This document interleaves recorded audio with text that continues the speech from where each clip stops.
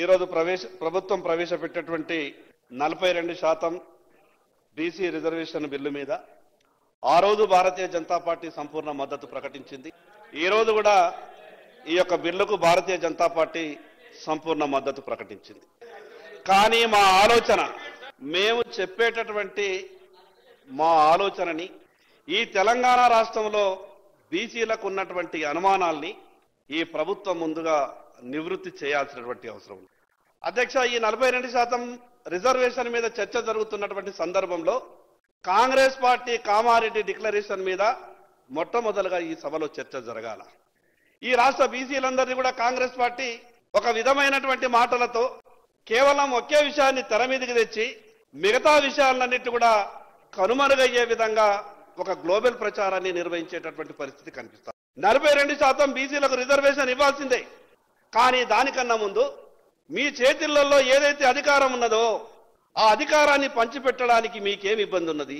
అధ్యక్ష, ఈ రాష్ట్రంలో కాంగ్రెస్ ప్రభుత్వం ఏర్పడి 22 నెలలైపోయింది. కామారెడ్డి డిక్లరేషన్ తర్వాత గొప్పగా ఈ రాష్ట్ర బీసీలంతా కూడా ఆశపడ్డారు.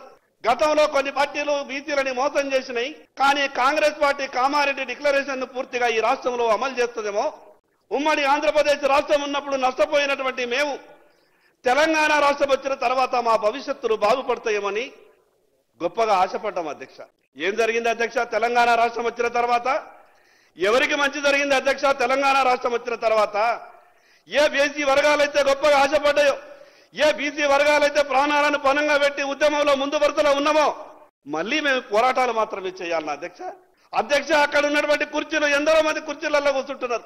అధికారంలోకి రావడానికి ముందు మాకు చెప్పేటటువంటి మాటలకు, అధికారంలోకి వచ్చిన తర్వాత చేసేటటువంటి వ్యవహారాలకు ఎక్కడ కూడా పొంతన లేకుండా పోతున్నది. అధ్యక్ష, బీసీలలో సమర్థులు లేరా అధ్యక్ష? బీసీలలో నమ్మకస్తులు ప్రభుత్వానికి ఉండేవాళ్ళు లేరా అధ్యక్ష? ఈ రాష్ట్రంలో దాదాపు 53-54% ఉన్నటువంటి బీసీలలో ప్రభుత్వంలో ఉన్నటువంటి పెద్దలు మీరు ఒక్కసారి గుండె మీద చేసుకొని ఆలోచించండి. మీ మంత్రివర్గంలో ఉన్నటువంటి సంఖ్య ఎంత బీసీలది? మీరు ఇచ్చినటువంటి కార్పొరేషన్లలో కూడా నా సోదరుడు మేము కూడా ఊహించుకున్నాం అధ్యక్ష. ఖచ్చితంగా బీసీల పట్ల మేము ఏదైతే తపనతో ప్రయత్నం చేస్తా ఉన్నామో, నేను కూడా అనుకున్నా అధ్యక్ష, మా సోదరునికి ముందల స్థానం దొరుకుతుందేమో అని చాలా ఆశపడ్డా అధ్యక్ష. మంచి మాటకారి, సమర్థుడు, చాలా కష్టాలు కిందికెంచి రాజకీయాన్ని చూసినోడు. ఆ స్థానం దొరికితే భవిష్యత్తు బాగుంటుంది మనకు అధ్యక్ష. మరి తమకేమో తనకు దగ్గర స్థానం దొరకదు అధ్యక్ష. అక్కడ పక్క కూర్చున్న కూడా వాళ్ళ దగ్గర స్థానం దొరకదు అధ్యక్ష. వాళ్ళు వచ్చి మేము ఇప్పుడు స్థానం కలిగించిన తర్వాత కలిగించాలని ప్రయత్నం చేస్తుంటే ప్రశ్నించడం ఎంతవరకు సమంజసమో మా సోదరుడే అది తెలుసుకోవాల్సిన అవసరం ఉంది అధ్యక్ష. ధన్యవాదాలు అధ్యక్ష.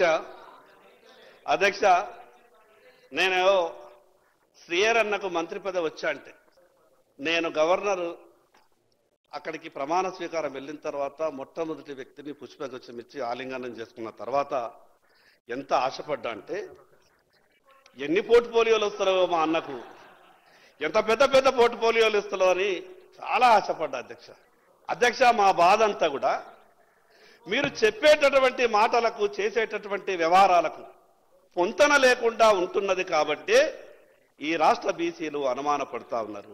అధ్యక్ష, ఎంత గొప్పగా చెప్పిండ్రు. సంవత్సరానికి 20,000 కోట్ల రూపాయలు, 5 ఏళ్లు మా కాల పరిమితిలో 1,00,000 కోట్లు మీకు టంచన్గా ఇచ్చే బాధ్యత మాది అని అన్నారు. 22 నెలలు గడిచింది అధ్యక్ష. ఆ లెక్కన 40,000 కోట్ల రూపాయలు రావాలా?